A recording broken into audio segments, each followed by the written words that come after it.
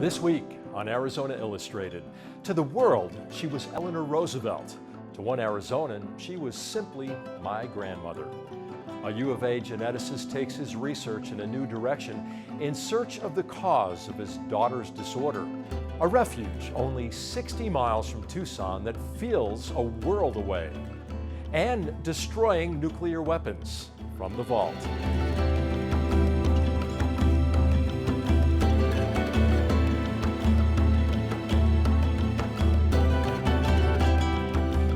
Welcome to Arizona Illustrated. I'm Tom McNamara. Eleanor Roosevelt is considered by many to be the most influential American woman of the 20th century. As President Franklin Delano Roosevelt's wife, she was intimately involved with many of the most important events in American history: the Great Depression, World War II, and the Civil Rights Movement. An activist for human rights and dignity from within the White House and beyond, she was recognized and loved throughout the world. But there were a lucky few who knew her as no other.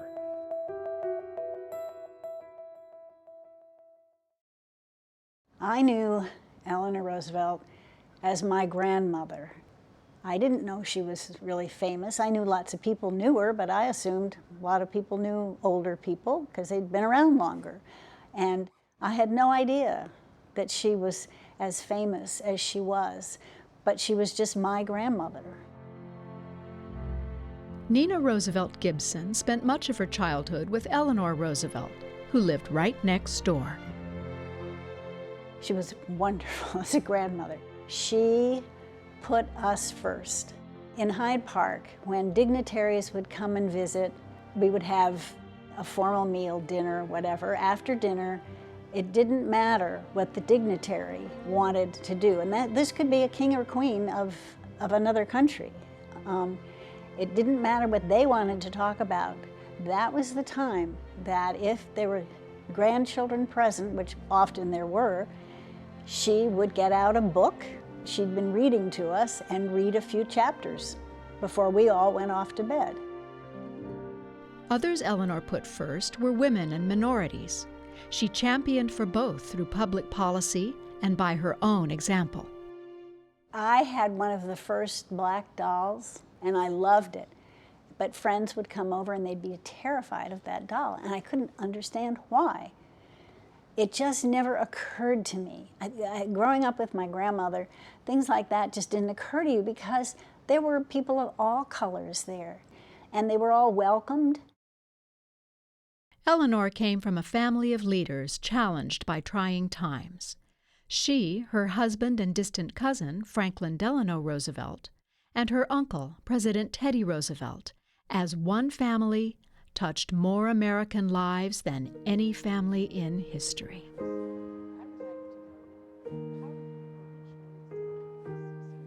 Eleanor Roosevelt had been her husband's liberal conscience, always urging him to do what she saw as the right thing. During her last years, she served her country and her party in the same role. Over the next decade, she continued her work on behalf of civil rights, championing integration of the armed forces, applauding the integration of the schools, publicizing instances of discrimination, supporting the Freedom Riders, and ignoring the death threats that never stopped coming her way. Nina recalls that while Eleanor never showed it publicly, these battles took their toll. My grandmother used to go into the bathroom and turn on the faucet and have a cry, and then turn off the faucet, wipe her face, and come out, and she was going forward. And she taught me to do the same thing when I was little. Nina grew up in one of the most famous families in America. Yet in some ways, her childhood was similar to that of many children of the era, especially at family meals with her uncles. And at dinner time, we heard a lot of conversations, many of which went right over our heads. My father at that time was the only Republican. and the others were still Democrats. So we had booming discussions between the brothers and my father at the dinner table, arguing back and forth. And as children, we picked up quite a bit of what they were saying. We didn't really understand it all, but we were never sort of pushed away from any kind of conversation. We rarely talked about FDR in the past. So when I was in college, I took a course on FDR and the New Deal. As a delegate to the United Nations and chairperson of the Human Rights Commission, Eleanor Roosevelt gave speeches throughout the world. At times, Nina accompanied her grandmother. On one especially enlightening trip to Isfahan, Iran, they came upon a beggar outside a hut by the side of the road. We stopped, as other visitors did, and we got out of the car, and we went over, and we were talking to the man, and we had interpreters. And my grandmother had not been introduced, but she said to him, "We have brought you, we were going to have a picnic, and so we have brought you some picnic foods. Would you like them?" And the man, suddenly tears came to his eyes, and he said, "Mrs. Roosevelt." Now, nobody had told him her name, but he heard her voice. And he was blind, so he couldn't see her, but he knew that voice. That was the moment I realized that this woman had touched people in every corner of the earth, and touched them with love. Eleanor had even touched Tucson, Arizona during 2 visits in the 1950s. Her experience then would foreshadow Nina's own journey here decades later. Just before we came, I was packing things to move to Arizona, and I have a lot of letters from my grandmother over the years. And I just happened to open one up, which I do that frequently just to kind of reminisce or whatever. And it was a letter talking about staying at the Arizona Inn and going to the Desert Museum and how lovely it was and how much she really enjoyed Tucson. So I thought, oh good, I will enjoy Tucson as well. Eleanor Roosevelt passed away in 1962, shortly after celebrating her 78th birthday, with a party for children only.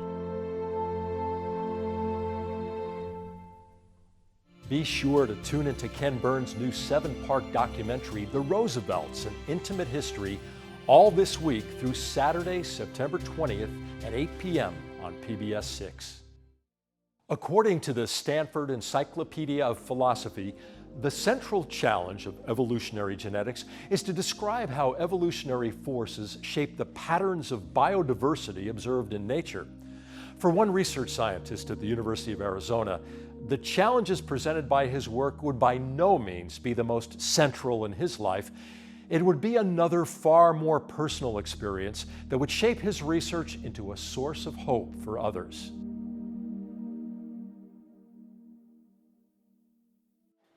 Tachitni, ready to go to school? Tachitni, how are you, Sunny? This is Tachitni, and this is our son, our first son. He's 3 years old. Like a lot of little boys, Tachitni loves to play. He loves his little brother and the color red. But there are some little boy things that Tachitni doesn't do. He can't yet speak or walk properly, and he doesn't eat. Tachitni gets all his nourishment through a feeding tube. At 4 months old was when we had a real clue that something was wrong. And when I was breastfeeding him, he suddenly turned opposite of me in a real quick way, and he was gasping and he had short breaths. Tachitni was having epileptic seizures, as many as 20 a day, and despite rounds of tests, his doctors didn't know why.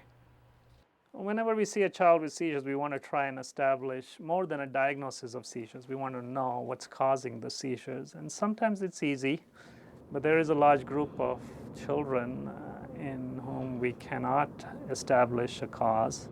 That's really hard because you have a lot of questions like why? And why does it have to be us?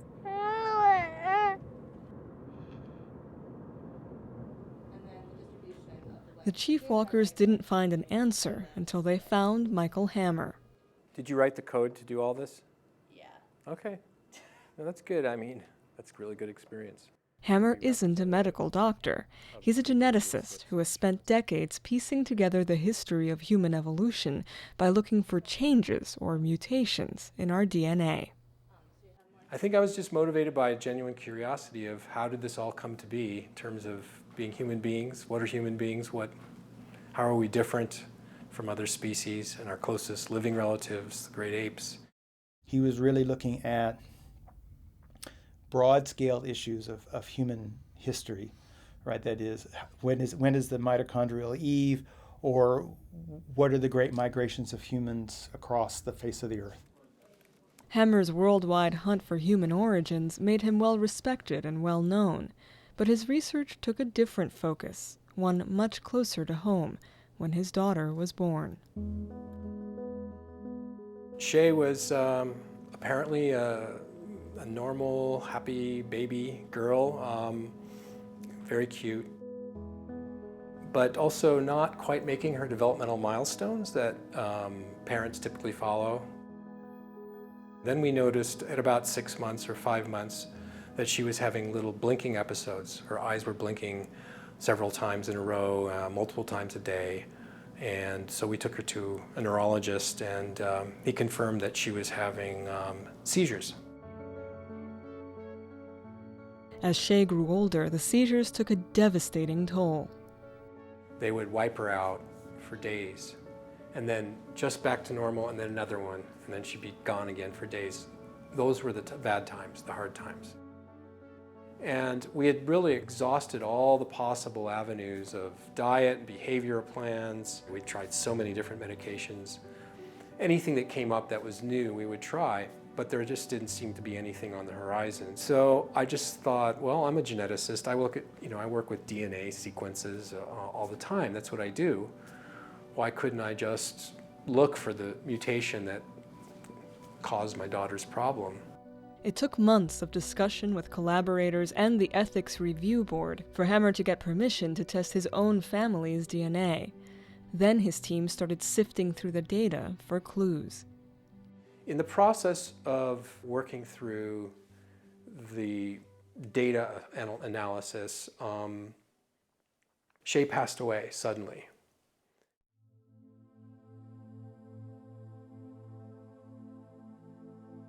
I woke up one morning and she was gone in her bed. She passed away in the night.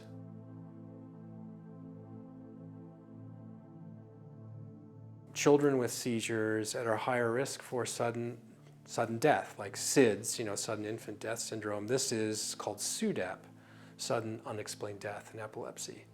And we didn't realize at the time that she was at this much higher risk for SUDEP because she had bad seizures for so many years. And now I think people are made aware of these things, but at the time it was just a total shock to us.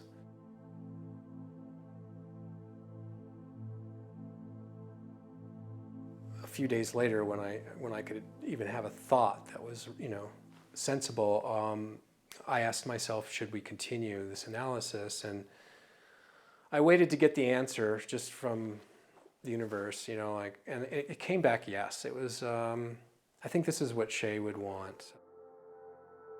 Just weeks later, Hammer's team found what they were looking for. A single change in one gene had caused all of Shay's difficulties. It was a de novo mutation, a random genetic error that wasn't inherited from her parents, but just happened by chance. I went to Dr. Talwar and said, look, if we could do it for Shay, perhaps we could do this for other children. Do you have 10 other children like Shay in your practice that are stumping you? You can't figure out what's causing their epilepsy. And he said, certainly. So he asked families if they would like to participate in our research study. Out of the 10, 7 of the patients, 7 of the families, we found mutations that were either known to be causative or shed some light on new ways that epilepsy could be caused genetically. One of those 7 families is Tachitni's, the chief walkers.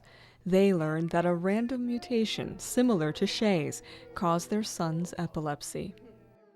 It gave us comfort knowing that it wasn't something that we did or we didn't do, because the genetic mutation is something that we can't control.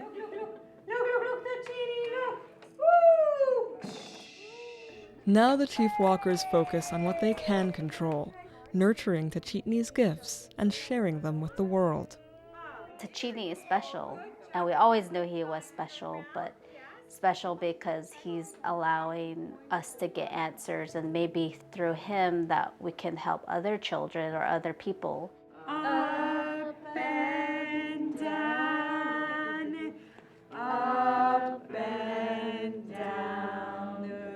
If he can go through so much at such a young age and still at the end of the day smile and laugh, it just makes us appreciate life. What you can do is you can give those parents an insight into the life of their child and how much it changes their ability to be with their child is an amazing thing to think about. And I didn't appreciate the ability that we had to make that kind of gift until I saw it happen several times. So I guess that's Michael's great gift right now, his understanding of what it means and these little things that to us seem little things that mean so much to them. The next case is choroid plexus, the brain cancer patient. These days, Hammer is using the techniques he honed in studying the past to help children like Tachitni here and now, and in the future.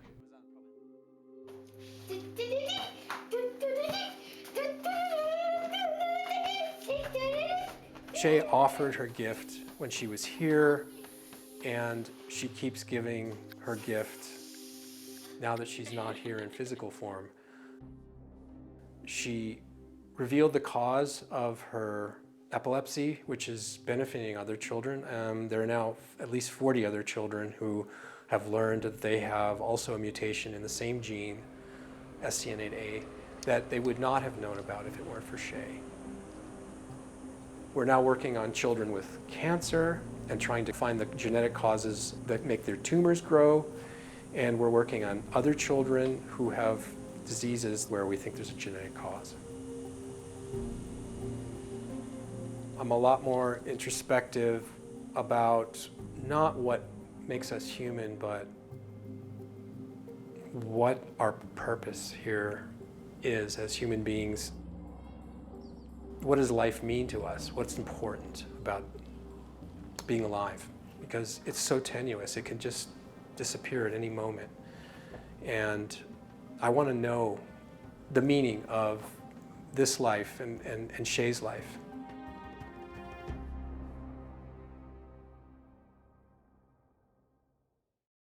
By the mid-1980s, there were well over 60,000 nuclear weapons worldwide, and the majority of them were possessed by the United States and the Soviet Union. In 1987, the two countries signed the Intermediate Range Nuclear Forces, or INF Treaty, in an attempt to eliminate intermediate range and shorter range missiles. And that brought Russians to Tucson's Davis-Monthan Air Force Base in this installment of From the Vault.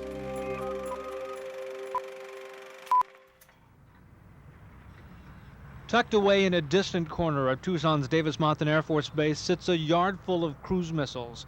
But this group of missiles is here for one reason: to be inspected by a team of Soviet experts to ensure compliance with the Intermediate Nuclear Forces Treaty, the INF. About mid-morning, the Soviets land at DM, but they are quickly whisked away to a makeshift headquarters in adjoining mobile homes. There, they will work out any last-minute details of this historic dissection of the cruise missiles. Between now and Wednesday, a total of 7 launchers will be cut up and packed away. Taking these first steps toward fulfilling the intent of the INF Treaty is important, and the Soviets are the first to admit it. There are about 50,000 nuclear weapons in the world. I mean, the Soviet Union and the United States of America possess the huge arsenals of the nuclear weapons. And though maybe it's a small step, but I stress it's a very important step.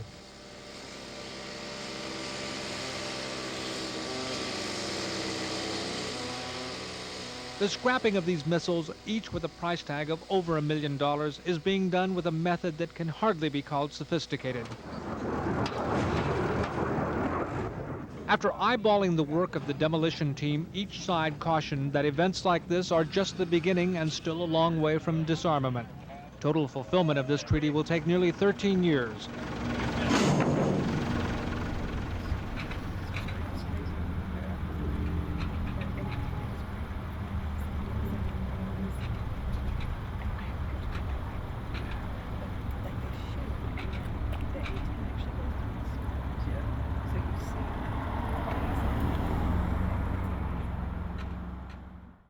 Like what you see on Arizona Illustrated? Visit our webpage at azpm.org to watch and share videos from this episode. You'll also find stories from future programs, an easy way to submit your own story idea, an archive of past episodes of Arizona Illustrated, and you'll find everything you need to stay connected with public broadcasting in Southern Arizona. azpm.org. Arizonans have shaped the land over the years to provide an abundance of food, extract resources that fuel commerce and technology, and space to build our towns and cities. We have also chosen to set aside areas where the goal is to protect and preserve the natural state, to ensure a habitat that benefits wildlife and offers visitors an unparalleled outdoor experience. About 60 miles from Tucson is one such place, the Buenos Aires National Wildlife Refuge.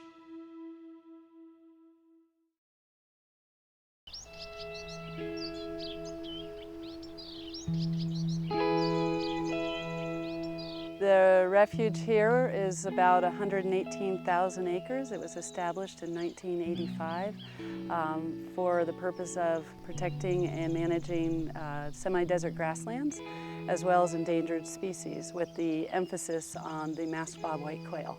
It's a highly endangered bird.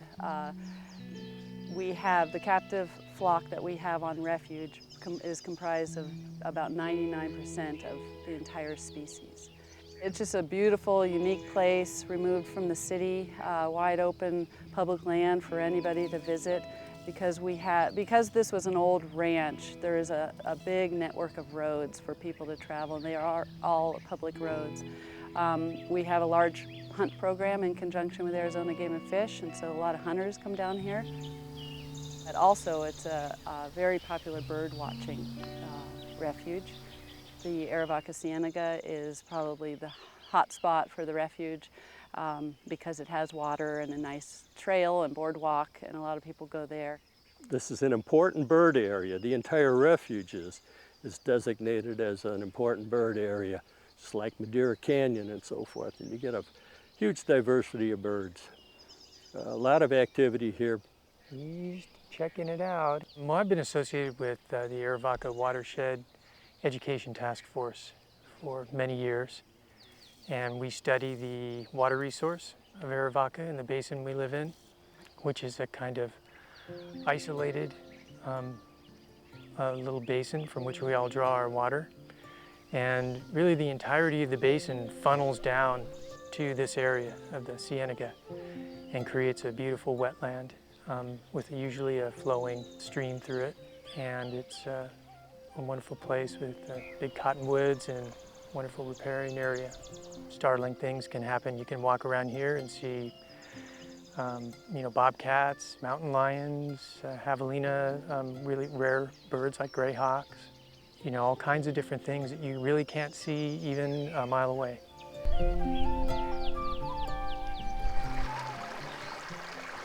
It is a surprising place. I've decided it's a truly wild place due to the fact that the refuge limits how many people can come in.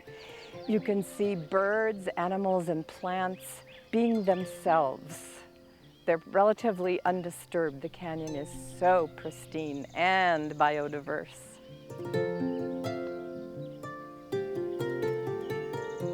We're at the northern edge of a lot of Mexican species, also birds and plants. So you see things in here you don't see in Tucson. This is 20 miles north of the border, and the ecosystem is significantly different here. You got mountains, you got grasslands, you got the bajadas coming off from the mountains, you got forests like this, the cienega. And as any ecologist knows, when you have the addition of water, particularly in the desert, you get a massive amount of other things, you know. You get the diversity, you know, both on the flat and in the air. It's amazing to me what lives here and the diversity, how much plant life and animal life is out here, and the adaptations they have to survive out here. Just, it never ceases to amaze me. I think of it as a backyard. It's great to have a lot of public land around, land that you can just access very quickly and walk around and have a real natural experience and walk for hours, even days. I feel it is a strong privilege to work here as a volunteer. I keep learning, I keep experiencing. I love sharing what I do know with them. The ranching history stories are very interesting, and I always remind them that most of them own this land. This is their land indeed, because it's federal land. So I remind them of that and encourage them to appreciate conserving it, and they do, and many come back.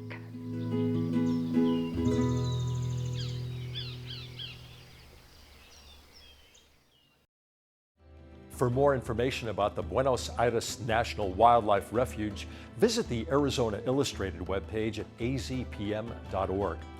Thank you for joining us here on Arizona Illustrated. Next week, a U of A student strives to make a difference by helping us accept our differences. Meet the Rosanos, a family for whom creativity is a way of life, a friendship that led to bees in the backyard. I'm Tom McNamara. See you next week.